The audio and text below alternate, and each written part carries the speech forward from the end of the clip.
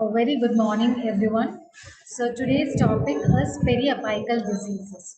So this topic is very important clinically because we have to differentiate between normal periapical radiolucencies as well as periapical lesions. So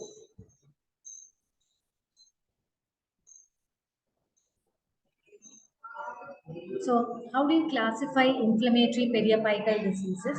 That is, it can be classified according to the duration as acute periapical disease, chronic periapical disease, condensing osteitis, external root resorption, and disease of the periapical tissues of non-endodontic origin. So, coming to apical periodontitis, it is a painful inflammation of the periodontium as a result of trauma, irritation, or infection through the root canal, regardless of whether the pulp is vital or non-vital.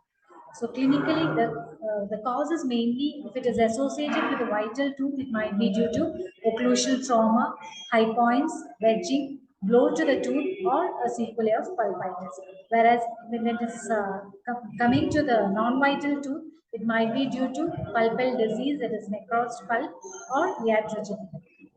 Clinically, there is slight to severe pain and tenderness, extruded tooth, and the overlying mucosa may or may not be tender at the root apex.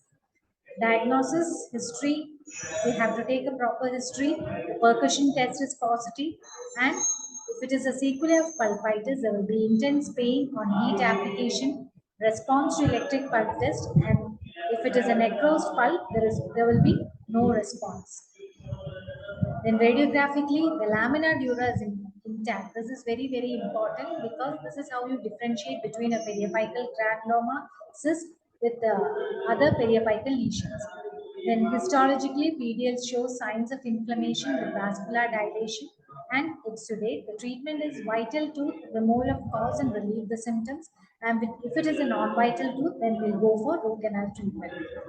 Coming to acute periapical abscess, it is a localized collection of pus in the alveolar bone at the root apex of tooth following death of pulp, with extension of infection through the apical foramen into the periapical tissues. The cause is mainly mechanical, chemical, or bacterial. The common microorganism is Streptococcus viridans, and infection progress in the direction of yeast resistance, so that we can see a swelling that is seen at the apex of the tooth. Clinically, initially pain in the extruded tooth and it is relieved by biting. Later, pain is severe, throbbing, accompanied by swelling, and the tooth appears elongated and mobile. Sinus tract may be seen and pus exudes from small opening. Pain on percussion, the apical mucosa is tender, and if the patient has systemic symptoms, that is loss of sleep, weakness, fever, accompanied by chills and lymphadenopathy, we have to see for it. Diagnosis is mainly electric pulse testing, thermal test, that is cold test is negative, then percussion, mobility, depressibility test is positive. Radiographically, you can see there is coronal radiolucency that is involving the pulp with discontinuous lamina dura. So treatment is drainage and control of systemic conditions, and we're going for a root canal therapy. Then what is phoenix abscess? We might have heard of phoenix abscess, that is acute exacerbation of a chronic lesion. And clinically, the tooth and the mucosa over the radicular area is sensitive and tender, elevated in socket. Intense pain will be there. There will be a localized swelling and there will be systemic toxicity. This is mainly due to lowering of body defense, which causes mechanical irritation and bacteria from root canal instrumentation. Diagnosis, history of trauma and pain after root canal treatment is asymptomatic too. Percussion and depressibility test is positive and electric pulse test is negative. Radiographically, you can see those pictures. There is a diffuse periapical radiolucency, and treatment is drainage under antibiotic coverage, and tooth is relieved of occlusion. In chronic periapical abscess, it is a long-standing low-grade infection of the periapical alveolar bone in response to the irritating products from a necrotic pulp.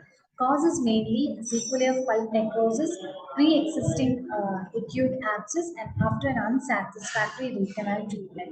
Clinically, it is generally asymptomatic, but it might be slightly painful during mastication, and it might be mobile, discolored, extensively decayed, or restored. Sinus formation, that is also very, very important in diagnosis of this chronic periapical lesion, and there will be a parallel of gum boil also. Lymphadenopathy will be present if and also associated with systemic conditions. Diagnosis mainly patient's history, percussion and mobility test is positive, pulp vitality test is negative, and diagnosis of involved tooth, that is gutta percha, is inserted through the sinus tract opening, and to know or to differentiate which tooth is affected. Radiographically, there is radiolucency involving the coronal portion, loss of lamina dura, and diffuse area of bone rarefaction involving the periapical bone. But the difference is that when compared to periapical granuloma and cyst, the rarefaction is of lesser density. Treatment is root canal therapy. Coming to periapical granuloma, it is a growth of granulomatous tissue continuous with the periodontal ligament, resulting from death of pulp and diffusion of bacteria and bacterial toxins. The clinically usually asymptomatic, but mild pain may be present while biting or chewing. Discolored tooth, non-tender to percussion, tooth may be slightly elongated, sinus tract may be present, and seldom swelling or expansion of the cortical bones may be seen. Radiographically, again, there is coronal radiolucency involving the pulp, loss of lamina dura, and circular or ovoid radiolucent area enclosing the root and extending from it, which is less than 1.5 centimeter. This is how you differentiate from a periapical cyst, where the radiolucency is more than 1.5 centimeter and less than 3 centimeter. Management is root canal treatment with or without episectomy and retrograde filling. Now coming to periapical cyst, it is a closed, slowly growing epithelial sac at the apex of the tooth and the alveolar bone, internally lined by epithelium filled with fluid or semi-solid material. Cause is mainly physical, chemical, or bacterial injury, resulting in the death of the pulp, followed by stimulation of the epithelial rest of molasses present in the periodontal ligament adjacent to the inflammatory lesion. Mainly seen in the third or fourth decade of life, maxillary anterior tooth is involved. Males are commonly infected than females, and asymptomatic unless it is infected where it shows symptoms of acute condition. It has got a rubbery, fluctuant swelling, resorption of the involving or overlying bone. Initially, it is a hard swelling. Later, as the cortical plate becomes thin, crepitus is evident, and pressure causes movement of the affected tooth. And diagnosis pulp vitality test is usually negative, and on aspiration, light straw colored fluid with cholesterol crystals can be seen.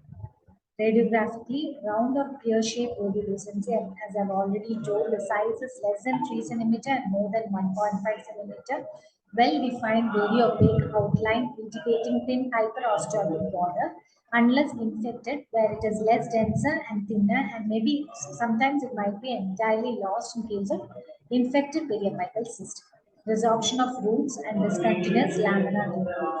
Treatment is root canal treatment with periodic observation, enucleation, and marsupialization of if it is a larger cyst. Condensing osteitis. So till now we have been telling about periapical radiolucencies, whereas condensing osteitis is a periapical radioopacity. It is also called as focal sclerosing osteomyelitis, and it is an unusual response of the bone to low-grade inflammation of the periradicular area. So causes chronic inflammation of the pulp degeneration and mild infection. Clinically, it is seen in younger age, less than 20 years.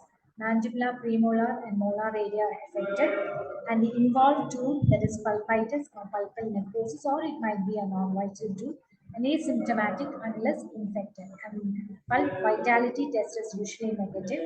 Radiographically, you can see, as in the picture, it is a well-circumscribed radiopaque mass of sclerotic bone with well-defined to diffuse margin. Treatment is again root canal therapy.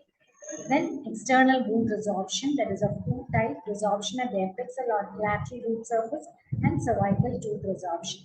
This is mainly due to periapical infection, reimplantation, tumors, cyst, response to mechanical or occlusal forces, luxation injuries, and chronic apical inflammation that causes external root resorption. Mainly in case of periapical cyst in long-standing cases, you can see external root resorption. Also, there is idiopathic resorption and also seen with systemic conditions like hypoparathyroidism, Gaucher's disease, etc. Clinically, it is mostly asymptomatic. Upper and lower anteriors are involved, and there is extensive root resorption with mobility seen, and cervical resorption, there will be fractures. Then you can see ankylosis after root resorption. In such case, tooth is firm, infraocclusion is seen, and high percussion sound. Radiographically, radiolucency at the apical, middle, cervical third of root. And if there is apical resorption, you can see a smooth with square-shaped apex. Cervical resorption is seen near the CAJ with thin band of dentin scalloping throughout the radiolucent area. And if it is associated with periapical pathosis, then radiolucency adjacent to the resorption can also be seen. Treatment is removal of the cause and root canal treatment. So, what are the complications of periapical infections? Mainly, there are cellulitis, that is a diffuse inflammation of the soft tissue which is not circumscribed. Then Ludwig's angina, which is involving the sublingual, submandibular, and submental spaces. Cavernous sinus thrombosis, then infected cyst, and osteomyelitis. So, this diagnosis of these periapical lesions is very, very important as a clinical point of view. And as I've already told, we have to differentiate when radiographically, when you see a periapical lesion, we have to differentiate from an anatomical radiolucency, such as a mental foramen will mimic a periapical cyst when it is superimposed over a premolar root, first or second premolar. So the diagnosis, the knowledge about the clinical signs and the radiographic findings of periapical lesions is very important as a clinical point of view. Thank you.